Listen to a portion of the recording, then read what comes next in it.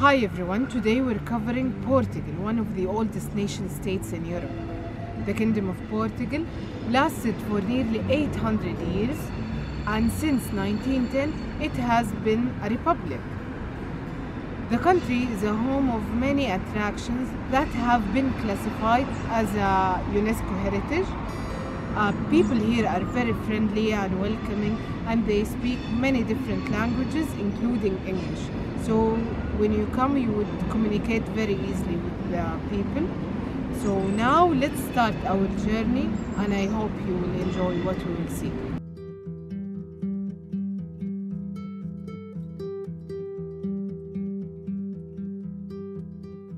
We will start our journey with the capital, Lisbon. Hotels are considered to be expensive, yet food and transportation are cheap, especially Uber. Speaking about food, sweet lovers will enjoy the dessert options in Lisbon. One of the city's classic is the custard tart. You can buy it from the Pastéis de Belém, one of the famous pastry shops in Lisbon.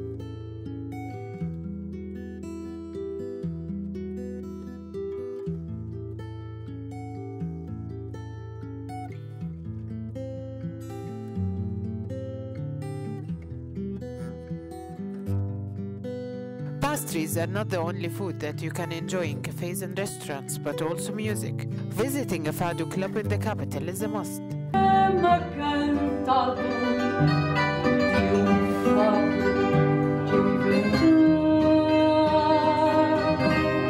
Fado is a music genre that can be traced to the 1820s in Lisbon, but probably has much earlier origins.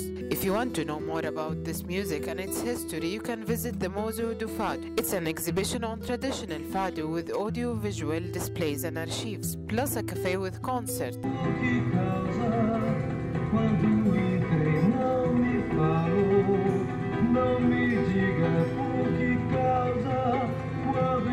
It's located in Alfama, one of the oldest districts of Lisbon. You can have a walk in this district and visit several historic places, including the Sea Cathedral and the National Pantheon.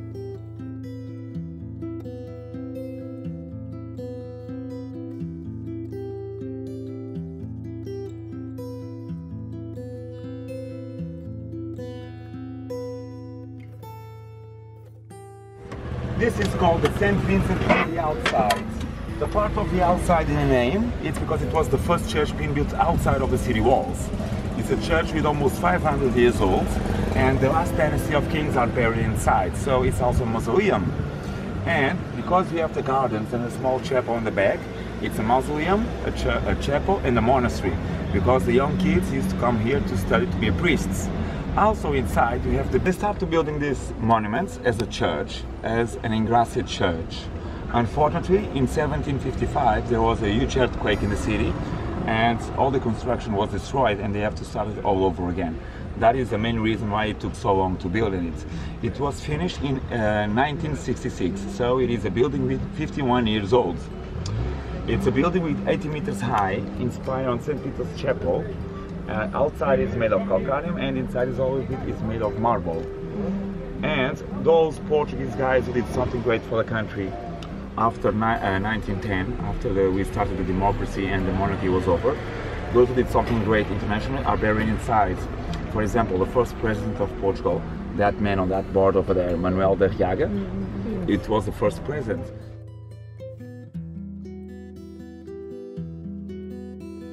If you want to know more about the city's history, it's recommended to visit Lisboa Story Center.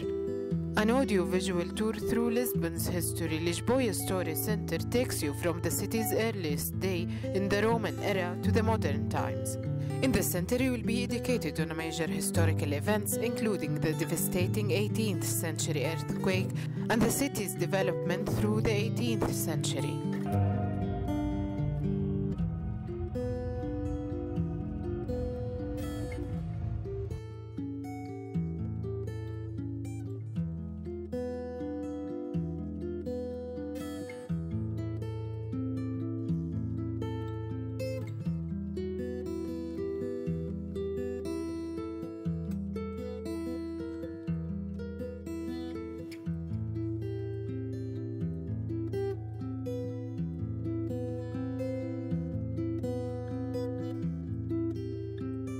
Fronteira Palace, also known as the Palace of Marquesas of Fronteira, is privately owned property, but part of it are open to visitors on a limited schedule.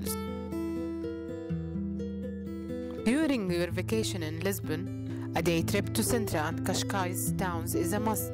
It's a very antique town, okay, very old town, and Cascais, the name Cascais, it's from Cascal. Cascal means shells, okay, because this was a fisherman's village. Cascais can be a stop for coffee and a short walk. After that, you can complete your tour to Sintra. Quinta da Regalera is classified as the World Heritage Site by UNESCO within the cultural landscape of Sintra. The property consists of a romantic palace chapel and a luxurious park. The Penna Palace is also a UNESCO World Heritage Site and one of the 7 wonders of Portugal. Penna stands on the top of a hill in the Sintra Mountains. If you have time, visit the Moorish Castle, which is a hilltop medieval castle. Lisbon and Sintra are not the only special places to visit in Portugal. Stay tuned for our next episode where we will be discovering another Portuguese city.